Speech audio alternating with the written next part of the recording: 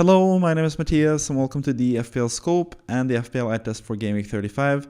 This has been a pretty interesting game week where I and many others have just wildcarded and we've had some pretty interesting results. Been a bit of a different game week than Game Week 34, which was obviously a big double game week where a lot of people used their free hit, for example. Some people like me that ended into their teams and have now gotten a completely new team. So most teams now are completely different from what they looked at in Game Week 34. And that has provided some interesting results. But let's talk about all the games, starting with the first game of the whole weekend, which was West Ham against Liverpool, the early game on Saturday. And the first bit of news that we got from this game week in general was the fact that Salah and Darwin were set to be benched once again. They were benched not too long ago, both of them for Liverpool, and they've been pretty bad lately in general. Both of them have been big disappointments in FPL. I know that as someone that had both of them from Game Week 31 until Game Week 34, haven't really produced that much, and they were sort of deservedly so benched against West Ham in this game. But this was going to be a tough game for Liverpool, and they basically had to win it to have any chance of winning the title. And spoilers, as you can see, and as you probably know, they drew 2-2 against West Ham. And again, it's just West Ham showing that they have more than enough offensive firepower to make it difficult for any team basically in the league. So I think the final game of the season between West Ham and Man City, that could be the final hurdle that is going to be tough for Man City to beat. But especially in this game, West Ham were kind of just setting up defensively, even without Salah and Darwin. Liverpool were expected to take command of the game, and they did basically. But still, it was West Ham that took the lead with Jared Bowen, who once again showed why he's such an amazing player and such an amazing FPL prospect as well. A short corner that was crossed in by Mohamed Kudus, and Bowen met the ball in the middle of the box, scored a header. Once again, he's pretty known to do that in West Ham in general. Bowen scored a really nice goal, opening goal for West Ham basically. Then Liverpool basically clawed back into the game. They had some luck finally. They've been pretty unlucky with their finishing in the last few 4 or 5 games basically in the league. They've really struggled to convert expected goals into goals. But as you can see from this game, they scored 2 goals from 1.75 expected goals. And part of that is due to the second goal, which was basically an own goal. So yeah, but the first goal that they scored was from Robertson, got the ball in the box and basically shot it on the volley. The ball snuck in on the near post just past Areola, who's back for this game for West Ham after being out for quite a long time with an injury. So that was the equalizer for Robertson. And then the second goal, Gakpo got to stand pretty alone on the back post. I think both Suma and Ogbonna basically covered the same person in the middle, and Gakpo was completely open on the back post for Liverpool. He shot it, kind of a scuffed shot, didn't really hit it perfectly. But the ball hit several West Ham defenders and hit Areola as the final man before it crossed the line. So Areola went from having a potential clean sheet and a lot of saves in the second half to conceding an own goal and not having the best score. But not that many people have Areola anymore, but it's just interesting if you had kept him all this time.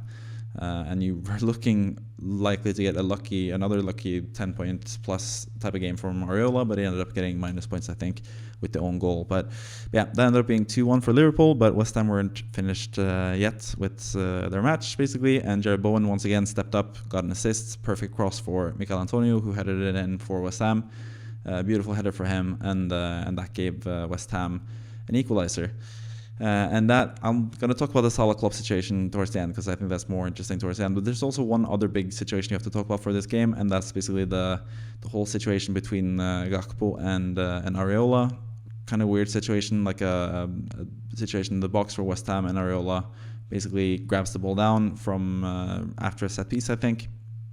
And I think Areola is thinking that he got a free kick or something that he's going to set up play just slowly and stuff, but referee actually signals that they should play on. I'm not sure if he played an advantage or if he just said move along. He basically just did the whole arm to the side sort of movement. So Areola just basically flips the ball out to himself, ready to set up quite slowly. But Gakpo obviously sees this, tries to intercept the ball, and then the referee blows the whistle and stops play in general. So I don't know. It seems like the ball was still in play, and West Ham probably should have conceded in this instance. I can say that as a West Ham fan as well. But at the same time, I don't really think this is too much to be hung up about when it comes to Liverpool as well. They didn't really deserve a goal from that. It's clearly just a misunderstanding from Areola's part. So obviously, maybe by the book, Liverpool should have had a goal here. But at the same time, I don't think Liverpool fans could feel too much screwed about this either, because they didn't really do anything to deserve a goal in that situation either. So yeah, I think it's fine to just let it go. But maybe it should have just been a goal as well. I don't really know, but to be honest, I don't really care. That's not what football is about. You're not supposed to just get goals freely, I guess. But yeah, maybe Liverpool got screwed in that moment as well. But I don't know. The more interesting situation, I think, is what happened between Salah and Klopp. Right as Salah was about to be subbed on, after West Ham had scored that equalizer 2-2 goal. Basically, they were seen on the sidelines. Klopp had some sort of message to Salah. Salah didn't really respond to it well and sort of snapped back at him, and they had a bit of a confrontation there. Post-game, Salah said that if he speaks, there will be fire. Klopp said that they dealt with the situation afterwards, but it seems a bit uneasy, and I don't really know. It feels a bit weird the way Klopp has sort of left Liverpool, saying that he's going to leave at the end of the season. It seems like that has opened up a couple of possibilities with some stuff like this happening, where people know that they're going to be gone in the summer, and they just basically have fights on the pitch. But I think in general, if I was a Liverpool fan, I'd just be like, let this just be a small issue between two people that have been so huge and monumental for the club, basically. Wouldn't really take sides, wouldn't really slag off any other people involved. Stuff like this happens, I think. There has probably been a lot of animosity between these two guys throughout the years, obviously between a lot of mutual respect for each other and stuff like that as well. But now there are some new reports, though, that we know Klopp is leaving Liverpool, but there are some new reports now that Salah is actually looking to stay for another season at least with Liverpool. They're preparing for another campaign with him, and I think that would be really great, not just for Salah to just kind of recuperate his reputation after this, because I've seen a lot of Liverpool fans be really harsh with Salah now. Not really that big of a surprise, since Liverpool fans haven't really appreciated Salah enough, I think. When they won the league, it was Jordan Henderson that won the Player of the Season award, which I think is still ludicrous. But it seems like Salah's going to stay for another year, and I think that's good, especially also for me as someone that has loved Salah all the way through his FPL career, basically. He's the greatest FPL player of all time. Just the way he had to go out, especially for my team, game weeks 30 through 34 was not really a reflection of what Salah is as a player. Most of that is down to Darwin Núñez just being a terrible finisher, I think, because Salah could have had several more assists and potentially some more goals if it wasn't for Darwin Núñez just being a terrible player. But yeah, just thought I'd have my 2 cents on that as well. But happy to see Salah potentially staying for another year of potentially having him as a differential in FPL. And him potentially leaving off on better terms than he has this season, because post-AFCON, which is sort of like the meme, like he's not the same after AFCON, but it's sort of been the same thing to this season as well. But mostly that's because of injuries, I think. Been sort of unlucky with injuries, and also unlucky with Darwin just being a terrible footballer, basically. But yeah, the game ended up being 2-2. Not really too much to take away from this game, apart from the fact that Liverpool are still really there for the taking. Not sure how they're going to end the season now. There are obviously some issues between the team and the manager, it seems like. So what should have been like a nice send-off for Klopp might just be ending up with nothing other than obviously the League Cup that they won earlier this season, and then just fizzling out of the title race towards the end of the season, because they have no chance of winning the title at this point, I think. But yeah, it's going to be interesting to see what happens with Liverpool. But I think as someone that doesn't have Liverpool players at all currently, pretty happy with that situation, because I don't really see any Liverpool players that I would want, and I still think Liverpool are a team that you could potentially target. I think Spurs, for example, playing them next game week in game week 36 could be a pretty good opportunity for the likes of Son, potentially Johnson if you have him. It seems like Timo Werner is injured. We'll get to that with the Spurs game as well. It seems like Timo Werner might be out for the season as well, so that might open up stuff for Richarlison as well. I think he's another really interesting asset in midfield in FPL. So definitely some Spurs players you can target when they play Liverpool, because I don't think Liverpool at Anfield is going to be that big of an issue. And it's still not even the last game at Anfield for Klopp as well. This game, that's going to be the final game of the season, I think, where Liverpool play at home. So yeah, I think there's still a team to target, which is going to be interesting for the next 2 game weeks. But yeah, that's basically the first game of the game week, and I put a lot of time into that game because there were a lot of things happening. There's a lot of things to talk about there in general in FPL and stuff as well. But I'm going to try to be a bit quicker when it comes to the other games in this game week, basically. Manchester United against Burnley, kind of interesting game. As you can see, both teams with more than 2 expected goals, 2.71 from Man United and 2.06 from Burnley, but still only 1-1 in the score sheet, because both these teams really struggles to finish their chances, basically. And I think Bruno Fernandes, anyone that had Bruno Fernandes in FPL should feel really dismayed and really unhappy about him only getting 4 points. Yes, he did get 2 bonus points from no assists and no goals in a 1-1 match. But at the same time, he created so many chances, 9 chances created in total. Several of them pretty big chances as well. I think he was completely let down by his teammates. And I think Bruno Fernandes has just been absolutely fantastic lately, especially. I've sort of been a bit down on him as an FPL prospect this whole season because Man United have just struggled really, but lately he's been amazing, and I think he should have had probably a double-digit haul from this game as well. So I was really worried as someone that went without him on a wild card, and with a lot of other people picking him up, I was pretty worried about him getting a lot of points in this game, and that worry was basically warranted because he was a really, really good player in this game, serving up a lot of chances for Man United players, and they just couldn't convert their chances basically. So I feel really lucky as someone that didn't have Bruno Fernandes, that he didn't have a massive score in this game. And not just from his assists, but also from the couple of penalty situations that Man United had. Several times I was sort of my chest was beating kind of fast because I was afraid of them getting a penalty. We have the Sanderberge thing where he tackled, was it Garnacho or Anthony or something in the first half. That could have been a penalty, but I think Berge got some of the ball at least, so I think it was fine to let it go. It was the handball situation where Man United fans are saying this was kind of the same as Wan-Bissaka. I don't think so. I think this handball was not really a handball. The Burnley player, Aston, I think, has his hands basically right down next to his body basically, and I don't think that's a penalty at all. I think handball penalties should be pretty uncommon basically. Man United may be hard done by with the Wan-Bissaka penalty against them in the cup against Coventry, but I think in that situation Wan-Bissaka sort of comes in with his arms out a bit weirdly. I think it looked more unnatural than what it looked like in this instance. So I don't think that should have been a penalty, and it wasn't given either. But I think the final penalty situation out of the three main ones that they were talking about, the one where Garnacho basically runs past Dara O'Shea, and Dara O'Shea sort of makes a kick towards Garnacho and basically hits him on the leg. I think that should have been a penalty. So that should have probably been an assist for Garnacho and a goal for Fernandes. So anyone that has both of those guys should feel really unlucky about this game in general, because they could have had much more points this game in general. But Man United ended up just getting the one goal from this match. And Burnley as well had several chances to score goals, but they only got one off of a penalty. But Anthony scored the goal for Man United, basically cut off a pass from Sanderberge, who had a really good game, passed through several Burnley players in this game. Lyle Foster was really bad at finishing. David Fofana just didn't have it personally up front for Burnley. Sanderberge actually had a really good game, but then made a massive mistake and passed it through straight to Anthony, who actually did a really good job to score his first league goal in forever, it feels like. Basically saw what was happening, intercepted the ball, got a bit off balance, but still managed to hit a pretty nice finish and scored a nice goal for Man United. But obviously Anthony, not really that big of an FPL option, but as you can see from the expected goal involvement, 1.68 non-penalty expected goal involvement is pretty crazy. So he probably should have had some more points as well, but he at least got the goal for Man United and no assists either. So not really too many points for Man United, especially seeing as they conceded late in the game after the opening goal. Looked like a clean sheet for those of you guys with Dalot, Maguire, and potentially Onana, but Onana himself was the one standing in the way of this, doing again what he did in game week 1 against Wolves, where he came out and punched basically a player trying to punch the ball. This time around, after all the controversy in game week 1, the penalty was actually called against Onana, and he conceded the penalty as well. So that was a massive swing for Onana. Imagine if he had saved the penalty there as well. Anyone that picked up Onana and played him in this game would have had a massive score as well. So I think anyone that picked Man United players should feel really unlucky about this game. Both Fernandes, Garnacho, and the defenders.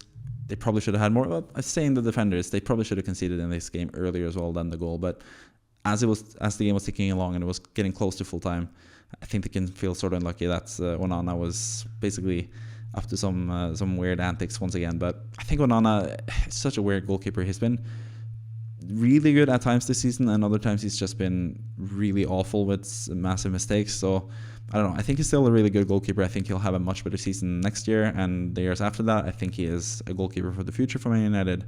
But this season has been pretty up and down to say the least for Onana. But anyways, the game ended 1-1. I think both teams could have won the match easily. Both teams created enough chances to win the match. But 1 point for Burnley is probably not enough at this point. But they are actually pretty close to surviving in the Premier League, which I felt was kind of crazy, because I thought they were going to go down and that they had less points than they actually have. But they're actually right up there with Luton and Nottingham Forest in terms of potentially staying up in the Premier League. So yeah, they still have a chance, and they're still creating chances enough to win games. They're making too many mistakes as well defensively, as we saw this time around with Sanderberge. But speaking of relegated teams, we have the first confirmed relegated team this season, and that is Sheffield United, who lost 5-1 against Newcastle, and that sealed their fate as someone that needs to go down to the Championship again. And to be honest, not really that big of a surprise seeing them in preseason selling their two best players in Iliman Ndiaye and Sandeberge, who plays for Burnley now. Selling both their best players and then really not replacing them too much. They have Gustavo Hamer, who I think is a really good player. Ben Burton Diaz has been nice for the end of the season, but they don't really have too much to offer in general. And yeah, I think they were a pretty easy relegation candidate, and now they're down already as the team that has conceded the most goals in Premier League history, basically, in a single season. At least in a 38-game season. I think they're still a couple goals away from having the most goals conceded, but that was like in a 44-game season or 42-game season or whatever they had back in the day. But either way, they actually took the lead in this game. Anil Ahmedhodzic, the Bosnian, I should say, who denied Sweden to play for Bosnia instead. He scored the opening goal. Set piece, basically. Gustavo Hamer puts it into the box. Ahmedhodzic is on the end of the cross and scores the opening goal for Sheffield United. But I don't think Newcastle were too worried as well, playing at home against the worst team in the league. I think, especially after that 8-0 win away against Sheffield United this season, I think they had more than enough time and yeah, enough faith in themselves to turn back this game, turn this game back around, basically. And that's exactly what happened, led by the brilliant Alexander Isak, who once again was absolutely fantastic, scored the opening goal for Newcastle as well, the equalizer. Really a nice pass from Murphy on the wing, and really nice run from Isak, and really nice finish from Isak, because he is that guy. He's really, really good. And then I think second half is when they started scoring the more goals this game. Maybe they scored 2-1 before the half. Can't remember exactly, but 2-1 goal was a cross from Anthony Gordon, who was on set piece duties now, which he is now with Trippier out, and against Sheffield United, who are a team that conceded a lot of goals from set pieces. That was bound to happen in this game as well. Crossed it into Bruno Guimaraes, scored. Then Anthony Gordon, as he also does, he won a penalty for Newcastle. Pretty controversial penalty as well. Was right at the edge of the box. There was actually another, I think it was actually Sheffield United, who got a similarly, maybe it was a different team, but there was a different team that was about to go inside the box, and they were fouled, clearly, I think, then didn't get a penalty. I think it was maybe Sheffield United at the end of this game. Yeah, if I remember correctly. But Anthony Gordon got the penalty, as he usually does, and Isak took the penalty and converted the penalty, as he usually does. So that meant 2 assists for Gordon, 2 goals for Isak, and they both got a really great score in FPL, basically. Then Sheffield United scored an own goal. Osborne was really unlucky to put the ball into the back of his own nets, basically trying to get a hold of the ball and at the same time backheeling it into his own net, basically. And then finally, Harvey Barnes and Callum Wilson both came on, and both Anthony Gordon and Isak stayed on, which I think is pretty important to say in FPL. It seems like even with Barnes and Wilson on the pitch, they can still play Isak and Anthony Gordon and have them be potential point getters in FPL, basically. So Barnes and Callum Wilson came on, and they combined to score the final goal. Harvey Barnes with a really nice run, really nice pass, and Callum Wilson with a really nice finish. I think those two guys, when they're healthy, they're going to be such a huge boost for Newcastle in general, and showing why they can score so many goals, especially against the likes of Sheffield United. So nice game for Newcastle, 5-1 result there. Not the best game, obviously, for Sheffield United, who once again are going down, which is not really that surprising. But yeah, that was basically that game. So let's move on to the next game, which was Wolverhampton against Luton.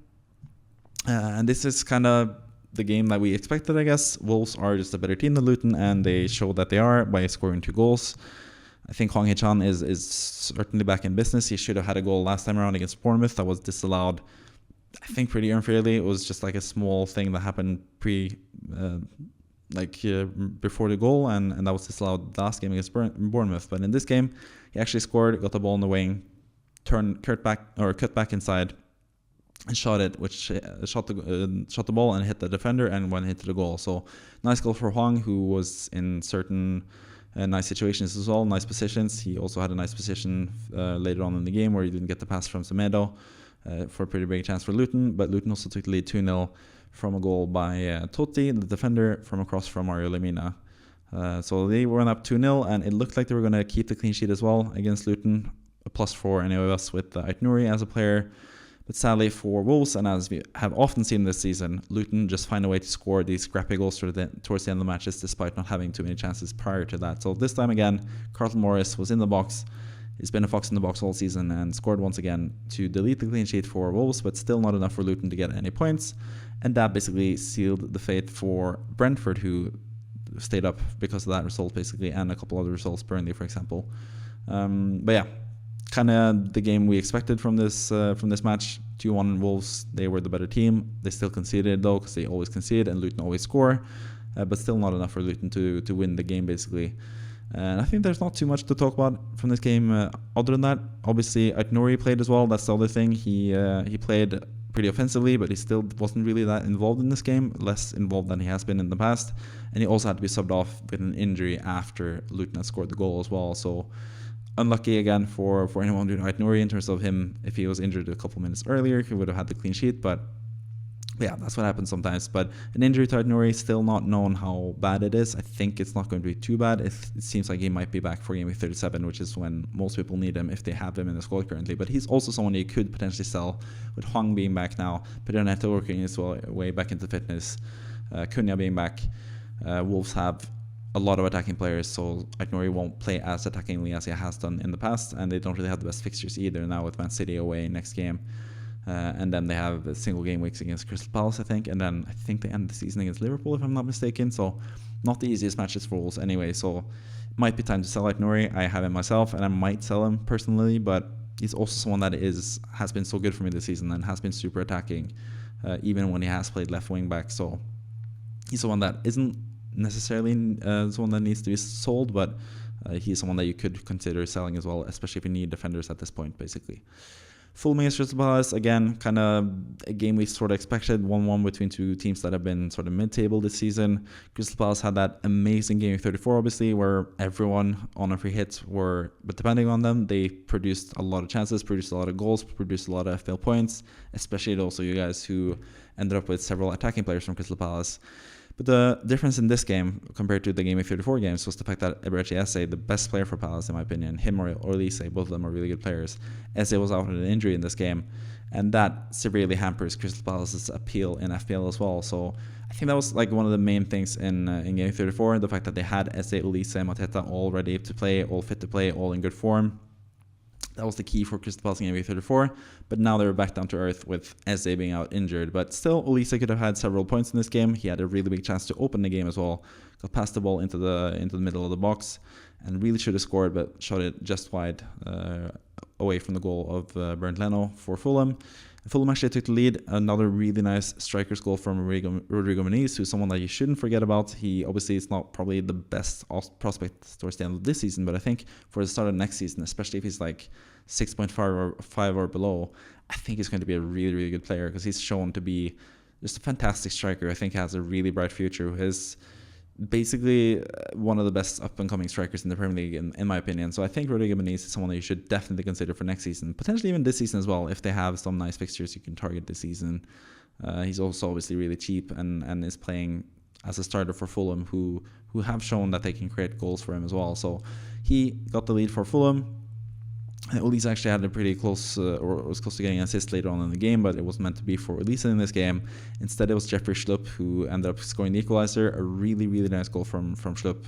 Basically, a thunder bastard, as we like to call it. He just smashed the ball, and it went just up into the top corner, top bins.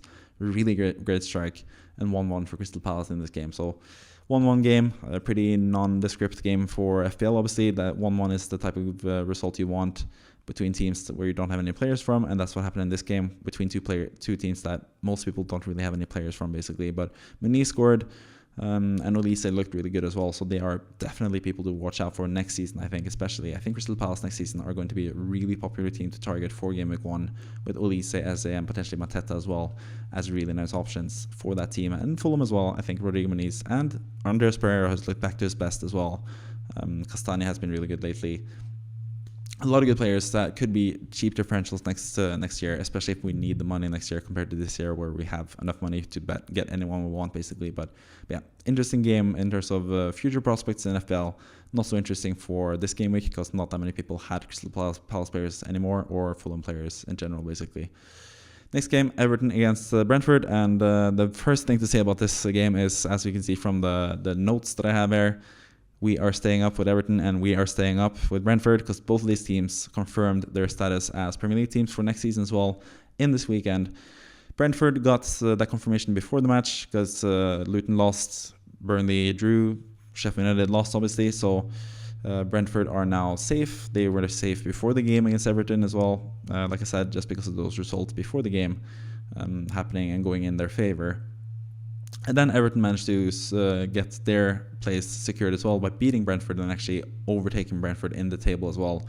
Much deserved for Everton, obviously, who have gotten a huge minus points from like a point deduction this season because of the transfer issues that they've had.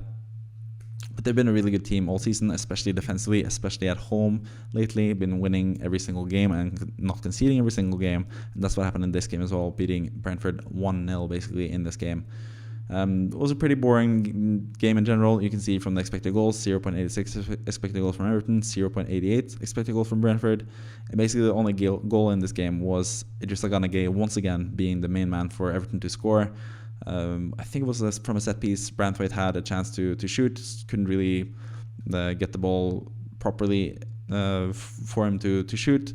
And the Brentford defender tackled the ball basically out of his feet, and the ball went straight to Idrissa Gana Gueye, who just blasted it into the net once again. So really nice goal for Everton. I think some Brentford owners were kind of unhappy to see him not get an assist for that.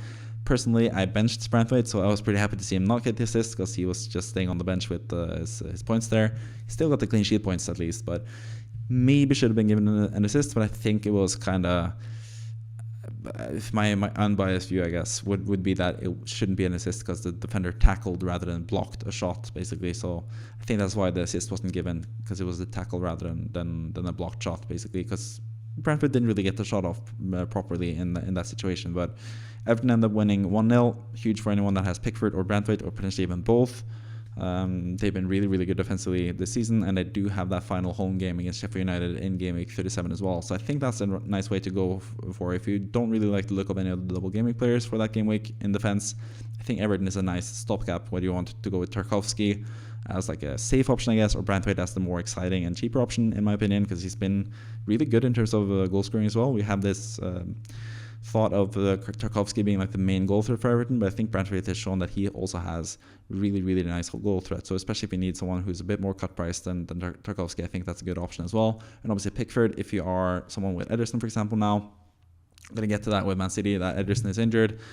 I don't think you should invest in another City goalkeeper. I don't think City goalkeepers are worth it personally. I think that Ederson injury could be a blessing in disguise for you if you have Ederson at this point, because I don't really want a City goalkeeper when they have so many really nice attacking players, whether it's Guardiola in defense who could score goals as we've seen, or having someone like De Bruyne on top of having Foden and Haaland in your squad. So I think Pickford could be a really nice replacement for Ederson if you need someone to replace Ederson and you don't really like the look of any of the goalkeepers, because admittedly the double game week goalkeepers in 37 don't really have the best matches, whether that's Vicario, Petrovic, Onana, Verbruggen if he even starts for Brighton.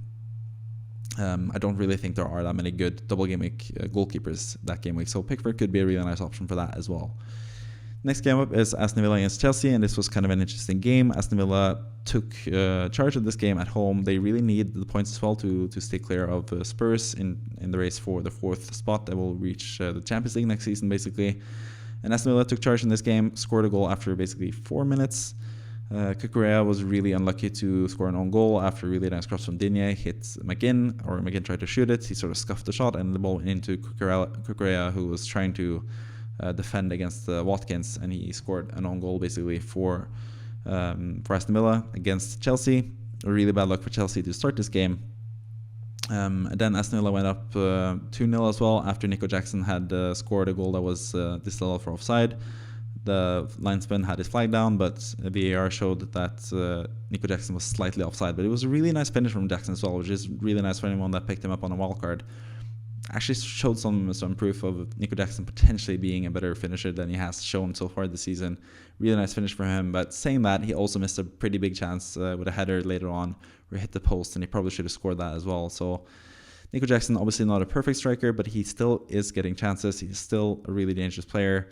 Didn't get any points from this game, even though Chelsea scored 2 goals, which is kind of a letdown, I guess. But he did show that, again, he has the potential to score goals at least, but he just can't really convert to chances so far. But yeah, that was Chelsea almost getting the goal, but instead it was Aston Villa who took the lead 2-0 instead. In this game, Chelsea had to claw their way back, and I think from like 30 minutes onwards, I think Chelsea were actually the better team, and especially in the second half, they were by far the better team in this game. Watkins had a pretty nondescript game. Didn't really happen too much for Watkins in this game. He had one pretty big chance towards the end of the game, but he skied the finish pretty high over the bar, basically, when he had the chance. But this was pretty much all about Chelsea, and Palmer still just blanked in this game. He had a really big chance to score and seal the win for Chelsea as well. But before that happened, Chelsea scored 2 goals, obviously. One of them, again, kind of denying Palmer points, and again denying me points, Madueke. He has done that several times this season, where he's done something that has cost me points or given someone else an advantage compared to me in FPL. And that happened once again this time around, with Gallagher going into the box, going past the defender, getting tackled. The referee was about to blow the whistle for the penalty, and then Madueke scores a really nice finish, obviously. So goal for Madueke there, and Madueke also passed the ball to Gallagher, who scored 2-2 for Chelsea. And it looked like Chelsea were about to go and win the game as well. Palmer had that mega chance where he really should have scored. That's basically where all the expected goals comes from Palmer, because he was pretty anonymous in this game for the most part. But he really should have scored that one-on-one chance with the goalkeeper, but shot it straight at Martin, or not even Martinez, at Robin Olsen, who came on at the half for Aston Villa. And then Chelsea actually got a goal, the 3-2 goal in the end. But for me, at least, I think it was pretty clear and obvious, at least in my view. I was surprised that the referee didn't blow the whistle already. Pretty clear free kick decision there against... I can't remember exactly who did it. Disasi was the one who scored, I think. But yeah, someone on the wing for Chelsea basically pushed into the back of Diogo Carlos, not by legal means. He used his shoulder, he barged into his back. I thought it was a clear free kick, but the referee just let it go, basically. VAR checked it and disallowed the goal. And I think that's one of the few instances. I'm not a big proponent of VAR myself, but I think this is actually one of the instances where I thought like that was the correct decision, and that should have been pretty obvious to anyone that saw it. But obviously, a lot of people disagree. A lot of people thought it was not enough, especially as VAR. We know this. They know pretty much, or we know that they need clear and obvious evidence of something being wrong, and some people disagree with that and don't think it was a big enough infraction for VAR to step in and disallow the goal, basically. But yeah, I thought it was the correct decision, at least. But in the end, it just shows that most decisions in football are arguable or subjective, and there are always going to be people unhappy with the refereeing decisions, and we're never going to feel that football is fair. That's not the point of the game, and that's basically the main reason why I'm against VAR as well, because football is not about fairness, it's about those moments, and the moments basically just get taken away from us pretty much. But I think in this situation, it was actually the right decision, and the goal shouldn't have stood, and Aston Villa would have been feeling pretty bad, justifiably so, I think, for conceding a goal in this situation. But yeah, ended up being 2-2. That was it for the game. Not really the result that either team wanted, I guess. Chelsea still don't really have too much to play for. Maybe they can scrap back and get a potential European spot, but it's looking bad for them as well. They do have some matches in hand, at least, or one match in hand, so maybe they can turn the season around. But a nice performance from Chelsea in general. Not so nice performance from Palmer, so kind of the opposite of what has happened earlier this season. Palmer's been the one shining light for Chelsea, who have really struggled.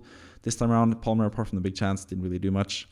But I don't really think you should be too dismayed. I think Palmer can still score against Spurs in the midweek fixture, because Spurs don't really look that good defensively, and Palmer is too good he's too good to have 2 anonymous games in a row, I think. So plenty of points potential for Palmer in that game. But the huge scorer for Chelsea this game, obviously, well, Gallagher got both an assist and a goal, and also Madueke got a goal and assist. So I think Madueke was actually a slightly undervalued, underrated pick as well, because he's been playing a lot for Chelsea lately. We obviously know that he wants to take penalties, even though he comes off as a bit of a youngster in that regard. I don't think his mentality has been the most impressive lately, but he has been pretty impressive on the pitch, and getting some goals and assists here and there as well. Really nice finish for the 2-1 goal as well in this game, and a really nice finish from Gallagher on the 2-2 goal as well, should be noted in this game, basically. But that was basically it for the Aston Villa Chelsea game. So let's move on to the 3 final games of the weekend, and that was basically in the Sunday matches. The first one being the major standout game of the game week between Spurs and Arsenal. Huge game for Arsenal in terms of their title hopes. They obviously needed to win pretty much every single game for the rest of the season to have a chance of winning, and that's exactly what they did. They stay winning despite not having that good of an performance. You can see from the expected goals, especially 2.37 for Spurs and 1.08 for Arsenal. But Arsenal were just super effective, as they are in Pokemon. At the start of this game, Spurs had several chances to score and stuff. There were some controversial decisions that we'll talk about as well. But Arsenal took the lead 1-0 basically from a set piece with Saka crossing it in on a corner, and Per-Emil Højbjerg, or Højbjerg as they say at commentator's desk, who scored an own goal basically for Spurs. 1-0 for Arsenal. And then the second goal was kind of controversial, and I think, as I've written here in the notes, I think Spurs can feel kind of hard done by before this goal as well. Spurs had an equalizer chalked off due to VAR interference with them saying it was offside on Van de Ven when the shot was struck from Pedro Porro, and it hit two Arsenal defenders and then went over to Van de Ven, who scored. But again, VAR intervened and disallowed the goal for offside, which I think was kind of dubious. And I don't really trust the offside calls at all. When looking at the footage that we got from earlier this season between Chelsea and Liverpool, or Chelsea and Spurs, there was a situation where Romero got actually sent off for a red card, which I think is the right decision, to be fair, that they reached with VAR in that situation. But just seeing and hearing how they were putting the lines and how willy-nilly they put the lines up, and how non-scientific the whole method of showing if they're offside or not is, I don't really trust the lines in this, especially with the frame rates that they have, the picture quality that they have. They can't know for sure that it's offside or not, especially in a situation like this where it's basically just a couple millimeters or centimeters between it, or inches if you're British or American, I guess, between it being offside and onside. I don't really think they can tell for sure. So yeah, Spurs should feel kind of hard done by with that goal. They should also feel kind of hard done by with the 2-0 goal for Arsenal, because at this point of the game as well, Spurs had the ball in the box and Kulusevski was basically brought down. I think he was kind of clipped on his heel. Maybe it's not enough for a penalty, maybe, but I think if the referee had called a penalty there, they wouldn't have changed it. But since the referee let the ball go on, let Spurs finish the attack as well, Maddison just went down to the floor. That was not a penalty. It was just Maddison being a whiny little B word as well, which he has been for this part of the season. Basically, Maddison lost the ball in an attempt to get a penalty again, and Arsenal just went straight up the pitch the other way. Really nice pass from Havertz to Saka, who cut in and shot it and scored for Arsenal. 2-0 for Arsenal. Could have been called back for a penalty for Spurs, which obviously would have been a huge swing. Would have been 1-1 for Spurs rather than 2-0 for Arsenal. So a major moment in the game, and again, Spurs can feel kind of hard done by in this instance as well. And then Arsenal made matters worse again with another set-piece goal. Declan Rice with another beautiful assist on a set-piece. He's been absolutely amazing when it comes to set-pieces this year. I think that's been the main thing. Declan Rice is pretty much the same player that he was at West Ham, but the set-pieces have been absolutely fantastic for Arsenal this season, and has gone a step up since he was at West Ham. But apart from that, I think Declan Rice is pretty much the same player that he was at West Ham. It's just more people are getting to see it now. But beautiful cross for Rice, and Havertz scored. Once again, Havertz has been absolutely amazing lately. Got the assist obviously for Saka, really nice pass for Saka, like I said, and then really nice heading goal as well for Arsenal to give them a 3-0 lead. And at this point, it looked pretty likely that Arsenal would win the game, but Spurs found a way to claw back. The first goal was for Spurs was just basically a gift from David Raya, who has been really good this season, but again showed some of the mistakes that he had at the start of the season with the pass straight to Romero, who for some reason was in attack for Spurs a lot of this game. Romero actually had a really impressive game, both attackingly and defensively. I'm not the biggest fan of Romero personally. I think Van de Ven is much better than him as a defender. But in this game, Romero was actually a really good player and scored a goal, intercepted the pass from Raya, and had a really nice finish to his credit as well. He had another really big chance earlier in the game as well from set piece. So Romero might be an underrated potential goal scorer for Spurs. And we saw Van de Ven scoring as well. So both the centre backs who were getting some attention on wildcard, not too much, because it was basically just Porro, Son, and then potentially Johnson or Richarlison who were considered, and Vicario obviously.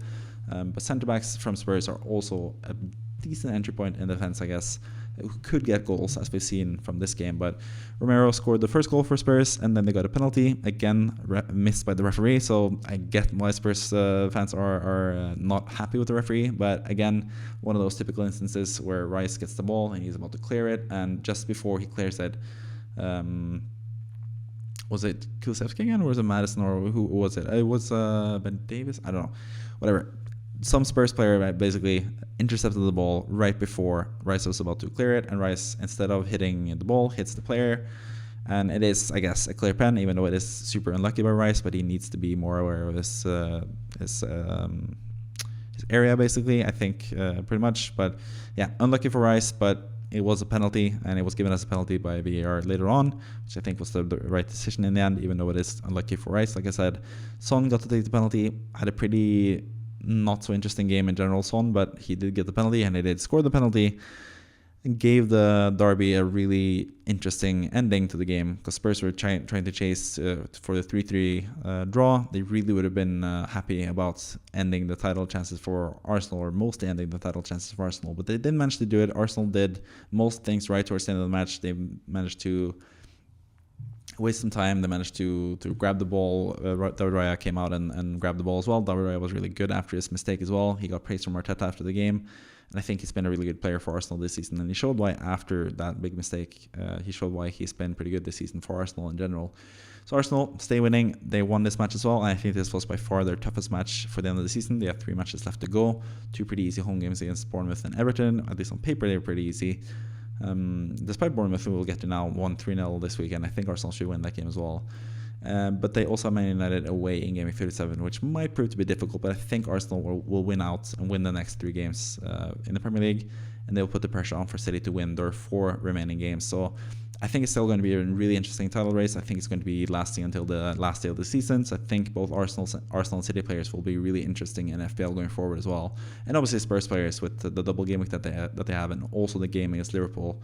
Timo Werner had to be subbed off with an injury early on in this game, so better for Brendan Johnson and Richarlison minutes. I think Maddison once again looked pretty terrible. I don't think he's a good pick at the moment. He's just been really struggling.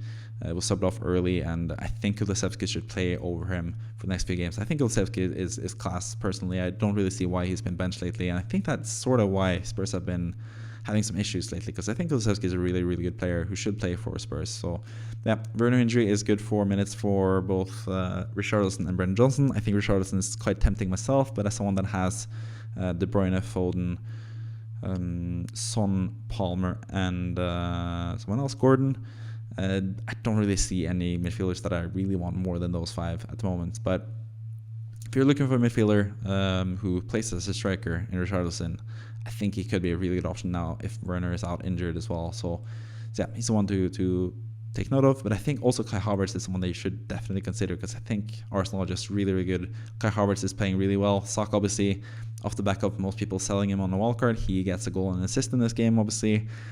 So he punishes the sellers for him.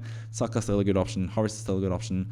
Defensively, Arsenal still have good options. This game they conceded a penalty and a silly mistake by David Raya. So basically 2 personal mistakes from Arsenal. You don't really see that too much. You saw that against Bayern Munich, but you don't really see that too much. So they still defended decently against Spurs at least, but and they could have had a clean sheet in this game as well. So I think Arsenal players in general are still players you should consider, despite them not having a double game week and despite them facing Man United away in that game week 37, that big double game week. I still think Arsenal players are really worth considering. And if I had Arsenal players still, Havertz, Ødegaard, Saka, Gabriel, White, Raya, Saliba, if I had like any of those guys basically, I'd probably still just keep them, because I think Arsenal are really, really good with 3 games left to go. Moving on to Bournemouth against Brighton.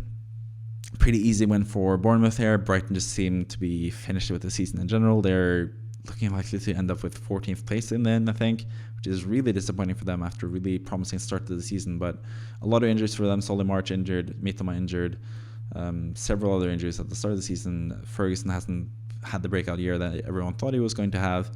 Joao Pedro has been inconsistent and has been injured as well. And Cecil came back pretty late from injury. He's still working his way back into full fitness. So a lot of issues for Brighton, who also had to deal without Van Heck in defense, who's been basically one of their main guys this season defensively. He's out injured now, so anyone that picked up him on a wildcard should also feel a bit hard done by, because he might be out for the double game in game 37 now. But Brighton just looked terrible altogether, so maybe it's a blessing in disguise again. It doesn't seem too interesting to have any Brighton players currently, whether that's Joao Pedro or a defender like Dunk, or actually even Barco, who plays as left wing back. I think he's kind of interesting, but I think also Brighton will concede every single game towards the end of the season, because that's what they did in this game. Conceded 3 goals against Bournemouth, who were just basically getting an easy win and getting their highest point tally so far in the Premier League. Credit to Iraola, obviously credit to Gary O'Neill for last season as well for keeping them up. But Bournemouth are on a good trajectory, and Enes Unal, who was a player that came in January, he scored a goal and had an assist in this game. The assist was for the first goal, where it was a corner basically, and he got the head to the ball. The ball went up in the air, and Senesi has proven once again that he's a really nice guy to have in the box on set pieces. Scored a goal with Sabarni not in the squad and Neto on the bench. Basically the main Bournemouth defenders that people have had throughout the season were not here, but Senesi is the main guy for Bournemouth. He was also injured leading up to the double game weeks for Bournemouth early in the season. But he scored and also kept the clean sheet, obviously, getting 14 points, I think, in the end. Nice game for him. And Unal scored the 2-0 goal as well, getting his goal on top of the assist. Really nice cross from Dango Atara, who saved the ball from going out. And Unal had a really nice header to make it 2-0 for Bournemouth. Then towards the end of the match, Justin Kluivert made it 3-0 for Bournemouth. And I think Kluivert has actually been a really good and underrated player this season as well, scoring a lot of goals and been one of the more consistent players for Bournemouth as well. But the one main guy for Bournemouth, Dominic Solanke, was basically not involved at all in this game, which is kind of surprising, I guess. But lately, he hasn't really been that involved for some reason. He was like the main focal point for Bournemouth for most of the season, but lately, he still played well. He's still a pretty good striker, but he hasn't really been the main man for Bournemouth, which I think is interesting. So if I had him still, probably would look to sell him, especially seeing as they have Arsenal now, I think. This next game week seems like a nice jumping off point for Solanke, because he hasn't really been delivering lately. Even when Bournemouth have won matches like they did against Brighton, he didn't really do much. And for Brighton's sake, like I said, don't really think they're a team to target in terms of players to have from them, but I think they are a team to target in terms of players playing against them. So especially Newcastle playing at home against Brighton in that double game week 37 fixture. They have Man United away and Brighton at home. It looks really, really nice for those of us with Gordon and Isak at this point. I'm not going to lie. I think those guys are also pretty nice captain's options potentially for that game week, just because they play Brighton, which I think is a really nice game for them. And also Man United, who have conceded a lot of goals this season. I think that's a pretty good potential. If you want to be a differential sort of guy, differential captain, I might do that myself as well. Maybe I brave it with Isak or Gordon. It depends what happens with Wilson and stuff as well, and how that affects the minutes still. But they are pretty interesting options against Brighton in Game Week 37, I think. Then finally, for this game week, we have the game between Nottingham Forest and Manchester City. And this was, again, a pretty surprising match in terms of what happened in the game. The result wasn't that surprising. 2-0 for Man City, basically easing in a win. They probably would have wanted more goals, because they want to catch up with Arsenal when it comes to goal difference. If they manage to get a draw at some point this season, City, or if they not manage to get a draw, but if they are unlucky enough to get a draw towards the end of the season, they would need goal difference to beat Arsenal, and they are still like 7 goals behind Arsenal, I think. And it would have been nice for them to score more goals, but they didn't really create much against Nottingham Forest. And Nottingham Forest, to be honest, were kind of the better team in this game, which is kind of crazy to say against Man City. But yeah, Haaland was actually on the bench this game. Foden was out with illness, so all that drama with starting Haaland and then potentially him starting because all of his family members started him in FPL. And then he was benched, and then Foden was out, so he came off the bench anyway for most of us that had him on the wildcard. So pretty interesting situation, but Haaland ended up scoring anyway in this game. But the main story from this game was just Chris Wood missing huge chances for Nottingham Forest. You can see he's top for non-penalty expected goal moment in the whole game, 0.97 for Wood. He had 2 mega chances, one in each half, one right before the half and one right after the half, where he really should have scored. Murillo as well, the defender for Nottingham Forest, had another really huge chance right before the half as well. But it was not meant to be, and City actually ended up getting the clean sheet in this game, which is kind of crazy considering Nottingham Forest had 1.93 expected goals and really should have scored a couple goals in this game, most likely. But Man City took the lead with Guardiola, who scored once again. He's a really good attacking player. Again, talking about players who you can target, not just for now. I think he's a really good player now if you want someone for Man City. I think it's much better than the goalkeeper situation with Ortega or Ederson, depending on what happens with Ederson's injury. I think Guardiola is a really good player. Obviously, De Bruyne, who got 11 points in this game, or 9 points, can't remember exactly, 2 assists and a couple of bonus points as well. He's obviously a really good player, and Haaland and Foden are obviously really good players as well. Foden, when he's back from illness, he's going to be a must-have in FPL once again. So a lot of good options for Man City, but Guardiola scored the opening goal, corner from De Bruyne. Guardiola meets it perfectly on the front post and headers it in. He's just been really good lately. Guardiola scores the goal there. Second half, De Bruyne actually had 2 more decent chances as well, or decent shot attempts at least, where he could have scored. But second goal came after Haaland came on, and De Bruyne passed it through to Haaland, who, in typical fashion basically, or what he used to do at least last season mostly, scored a really nice goal. Basically just got past the defender enough to get a shot off with his right, and the ball went into the back of the net, as we've seen from Haaland time and time again. And he's looking likely to get that top scorer title now, I think, with some nice fixtures left to go for Man City. But not really too much to talk about with this game. Just surprisingly how bad defensively, or how much Man City let in terms of chances in this game. Chris Wood definitely should have scored. Murillo could have scored as well, like I mentioned, but City managed to hold on and get the 2-0 win here without Foden, which is a huge thing for City, obviously. But I think City are potentially going to drop some points for the rest of the season. I think it's going to be a really interesting title race still between Arsenal and Man City. Most people expect Arsenal to bottle it and get a bad result, and City to just win out, but I think it's more likely that City get a bad result and Arsenal to win out, personally. But I still think the most likely thing is both teams just winning out and leaving at just 2 points between them, basically, for the title for the season. But yeah, De Bruyne stand out with 2 assists. He's an amazing option, obviously. If you have Ederson and you need to sell him now, like I said previously with the Everton game, I would look to bring in someone like David Raya or Ederson or Pickford, for example.